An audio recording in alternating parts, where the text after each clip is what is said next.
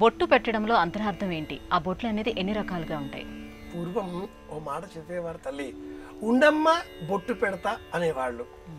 బొట్టు పెట్టుకోకుండా ఇంటికి వచ్చిన ఆడపడుచు వెళ్ళిపోతే ఇంటికి అరిష్టం అనేవాళ్ళు. ఎవరైనా వెళ్ళొస్తామండి అని చెప్పగానే ఉండండి బొట్టు పెడతాం అని పెద్దవాళ్ళు చెబుతారు. ఎంత పెద్ద మాటో ఇది. అలా బొట్టు పెట్టి చేతికి రిటర్న్ గిఫ్ట్ ఒక కవర్ కూడా అందిస్తున్నారు ఈనాటి కాలంలో. ఏమి ఇస్తారా వీళ్ళు అనే ఆలోచనతో ఉండేటటువంటి పోయేవాళ్ళు కూడా అలా వెళ్ళిపోయే ముందు ఏమండి వెళ్ళొస్తాం మరి, ఆ మరి అని అర్ధోక్తిలో ఆపడంలో అదేదో కవర్ కూడా ఇస్తారుగా అనే ఆశ కూడా ఉంటుంది. ఉండమ్మ బొట్టు పెడతా, ఇంత కథ. బొట్టు పెట్టుకోవడంలో ఇల్లాలు, కుమారి, మహిళ ఏ వయసులో వారైనా ఎల్లప్పుడూ బొట్టు పెట్టుకునే అధికారాన్ని సంపూర్ణంగా కలిగి ఉన్నారు అంటుంది యాజ్ఞవల్క్య స్మృతి. అనివార్య కారణాల చేత పూర్వకాలంలో ఆనాటి స్థలకాల ధర్మాలకు లోబడి కొన్ని సందర్భాలలో బొట్టు పెట్టుకోకూడదు అని కూడా అంటూ ఉండేవారు. కానీ స్మృతి గ్రంథాలలో ఇలా ఎక్కడా చెప్పబడలేదు.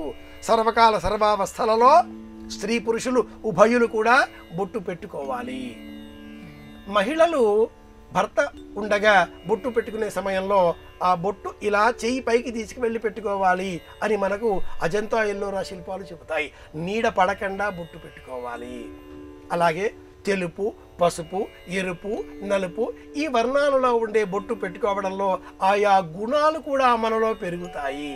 నలుపు వర్ణం తామస గుణం, పసుపు వర్ణం బుద్ధికి వివేకానికి ప్రతీక, ఎరుపు వర్ణం రజోగుణానికి ప్రతీక, తెలుపు వర్ణం సత్వగుణానికి ప్రతీక. తెలుపు భస్మం, ఎరుపు కుంకుమ, పసుపు గంధం, నీలం వర్ణంలో నలుపు వర్ణంలో కూడా మధ్వధర్మావలంబులు నుదుట తిలకం, గంధం, చూర్ణం అన్న పేరిట బొట్టు ధరిస్తూ ఉంటారు.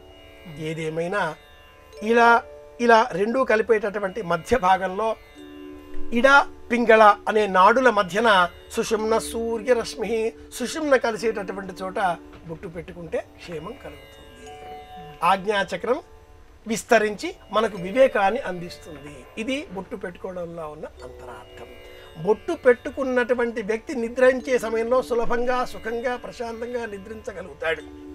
బొట్టు లేకపోతే వాజ అని కూడా అంటారు వాళ్ళు.